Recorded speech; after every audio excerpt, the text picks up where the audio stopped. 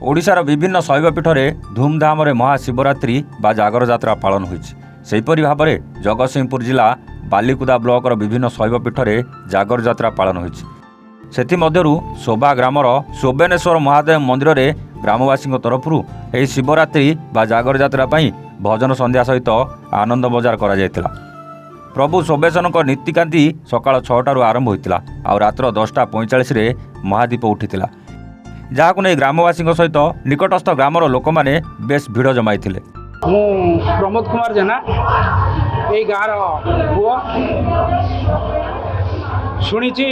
शोभनेश्वर महादेव कौ अमरु केमिति आरंभ होते आमर बापा आजा 14 पुरुष से जानी थे किंतु जी जाचु शोभनेश्वर महादेव ये होचंती पाताला फुटा महादेव ये स्थापना महादेव नुहंती जड़े भक्त यही गाँव से प्रति वर्ष जाती ओचिंदा महादेव को पूजा करने आमर ये बढ़ी समय प्रति गोटे वर्ष एत बढ़ी है जहाँफल कि से बढ़ी है जापारे प्रथम दिन से गोटे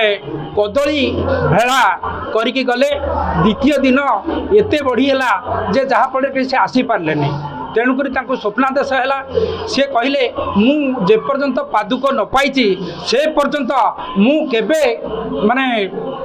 खाद्य किसी खाइबे ना तेणुक स्वप्नादेश है तोरी गाँव में तोरी पाखे मो भाई अच्छी ता ना हूँ शोभनेश्वर तेणुक से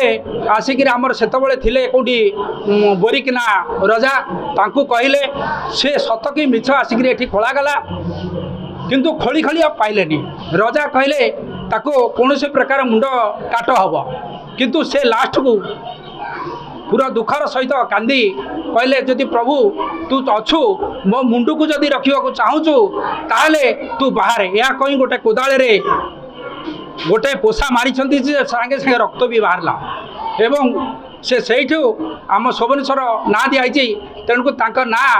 अनुसार से रक्त भी बाहरला से खंडिया एटा आमे कही पारिबुनी बहुत पुरातन से बहुत पुरातन आमे आम बापा जा 14 पुरुष जेतिकी आमको कहिसंती आमे सेतिकी जानिचु। जगतसिंहपुर कमलाकांत बारिक रिपोर्ट एवन ओडिशा।